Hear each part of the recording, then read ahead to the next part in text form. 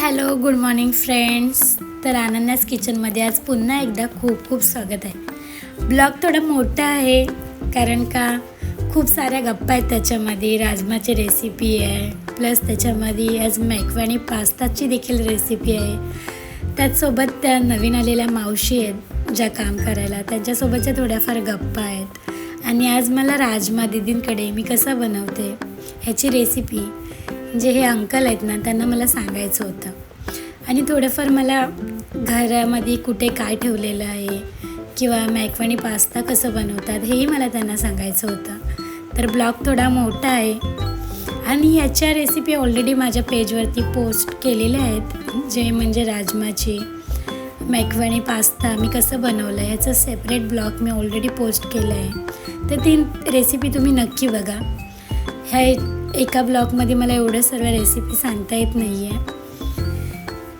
तर त्या दादांना थोडीफार मी हेल्प करत होती, त्यांना स्टेप बाय स्टेप सांगत होती. मग थोड्याफार इकडच्या तिकडच्या गप्पा, कारण का माझ्याकडे आता 2च दिवस उरलेत. 1 तारीख जवळ येते आहे, त्यानंतर मग माझा ब्रेक. मग ते पुढे त्यांचं काम कंटिन्यू करणार आहेत.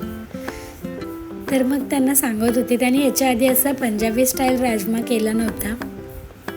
ते त्यांच्या पद्धतीने मला सांगत होते, मी माझी पद्धत त्यांना सांगत होती. अशा आमच्या गप्पा देखील रंगल्या होत्या. आणि मग थोड्या वेळात ज्या दीदींनी साफसफाई करायला मावशी ठेवल्या आहेत ना त्या देखील आल्या. आणि ह्या अंकलने सजेस्ट केलं होतं म्हणून त्यांच्या देखील छान अशा गप्पा रंगल्या होत्या. मी साईडला राहून त्या दोघांना कुठे काय आहे कसं काय हे सांगत होते, त्यांच्या देखील गप्पा ऐकत होती. अशामध्ये कसं आमचा वेळ निघून गेला ना कळलंच नाही. मग ते त्यांचं काम करून घरी गेला, अंकल देखील त्यांचं काम करून घरी गेले. मग मी थोडंफार इकडचं तिकडचं केलं आणि मी देखील घरी निघाले. तर आजचा तुम्हाला ब्लॉग कसा वाटला, त्यातमध्ये रेसिपी खूप सारी मजा मस्ती. तर पूर्ण ब्लॉग बघितल्याबद्दल thank you so much. Bye bye, भेटूया नेक्स्ट ब्लॉगमध्ये.